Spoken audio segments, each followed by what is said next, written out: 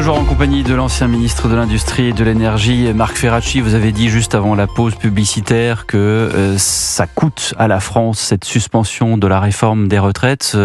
Sébastien Lecornu, lui, dit que oui, ça coûte, mais ça aurait coûté encore plus cher une dissolution. Vous le suivez là-dessus ? La vérité, c'est qu'on n'en sait rien pas et que c'est difficile à comparer parce que les critères ne sont pas les mêmes. Honnêtement, la suspension, moi je le dis très très simplement, j'ai défendu, y compris sur votre plateau en 2023, la réforme des retraites. Je défendais même l'idée d'avoir un âge légal de départ à 65 ans qui était dans le programme du président de la République. Tous les pays qui nous entourent sont à 66, 67, le Danemark est à 70, l'Allemagne envisage de passer de 67 à 70 l'âge légal de départ. On est les seuls, non seulement à tergiverser, mais à mettre le pied sur le frein. Donc, je pense qu'il y a derrière une forme de déni économique, de déni démographique de ce qu'est la réalité de notre système de retraite. Et ce déni, on va le faire payer aux générations futures. Moi, c'est ce que je pense, c'est ce que j'ai dit, c'est ce que je vais dire dans les débats. Mais pourquoi on fait un âge de départ légal ? Pourquoi on ne se limite pas aux annuités ? Ici, on a besoin... Que ce soit en France ou ailleurs, d'ailleurs. On a besoin d'avoir une référence un petit peu clair sur le moment où les gens partent à la retraite. Si on a uniquement les annuités, qu'est-ce qui va se passer ? Eh bien, vous n'allez pas avoir ce que les économistes appellent l'effet horizon, c'est-à-dire que les entreprises ne vont pas s'adapter à un nouvel âge légal de départ, elles ne vont pas adapter leur poste de travail, et vous n'aurez pas les mêmes effets sur le taux d'emploi des seniors. Donc moi, je pense que cet âge légal, il a du sens. Maintenant, on ne peut pas faire l'économie d'une réflexion plus globale sur notre système de retraite. Moi, en 2017, j'ai défendu un autre système, un système universel, un système à points qui intègre les 42 régimes de retraite. Que dit le ministre Farandou dans les Échos juste avant le week-end ? Je pense qu'il rouvre le débat sur ce sujet. Il a d'ailleurs donné aux partenaires sociaux, et le Premier ministre a donné aux partenaires sociaux la mission de réfléchir à cette organisation. Et je pense que on a besoin de remettre ces chantiers sur la table dans la perspective de 2027.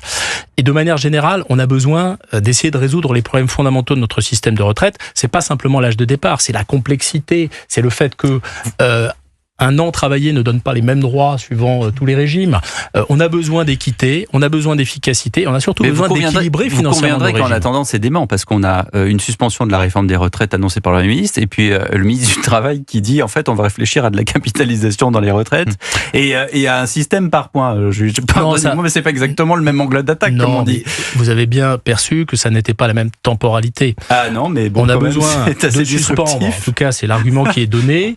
Moi, je prends acte de cette suspension, de cette proposition de suspension au Parlement, même si je vous ai expliqué mes réserves sur le principe de la suspension. La capitalisation, l'idée d'aller vers une intégration des régimes, c'est une temporalité plus lointaine. C'est vrai que c'est difficile de faire cohabiter. 2 ans, 3 ans, 5 ans. Donc je pense que les deux ne sont pas incompatibles. C'est difficile de les faire cohabiter, pour l'opinion publique. Hein.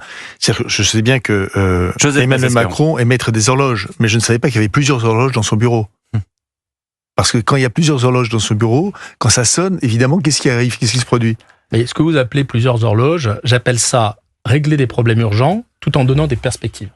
Et c'est ça, au fond, que fait Jean-Pierre Farandou, c'est qu'il cherche, en lien avec les partenaires sociaux, à donner des perspectives à notre système de retraite, avec une gouvernance différente, avec peut-être une articulation différente entre les différents régimes. Donc, moi, ça ne me semble à nouveau pas incompatible. Excusez-moi, l'organisation prochaine d'une conférence donc avec les associations et les partenaires sociaux va dans ce sens. Ce sera pour ça.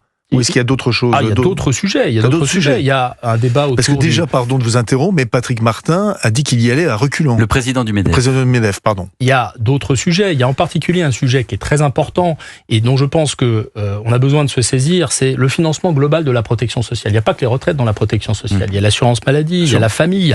Moi, je défends depuis longtemps l'idée que le financement de la protection sociale, et en particulier ce qui aujourd'hui n'est pas en lien direct avec le travail, c'est la maladie, c'est la famille, soit financé autrement que par le travail. Pourquoi ? Parce que ça coûte de l'emploi à nos entreprises, ça coûte de la compétitivité, ça coûte du pouvoir d'achat. Ça coûte 1000 milliards par an. Ça coûte du pouvoir d'achat aux salariés. C'est 500 plus 500. Donc, moi j'ai fait d'ailleurs des propositions quand j'étais encore ministre qui permettraient de faire une première étape de bascule du financement de la protection sociale. On a beaucoup de niches fiscales qui coûtent très cher, on a des taux réduits de TVA, on a énormément de choses qui mériteraient d'être corrigées et qui peuvent nous permettre soit d'avoir des recettes nouvelles, soit de faire des économies. Je pense que tout cela devrait être dédié à une baisse du coût du travail et à une baisse justement de la CSG activité pour les salariés pour augmenter leur pouvoir d'achat.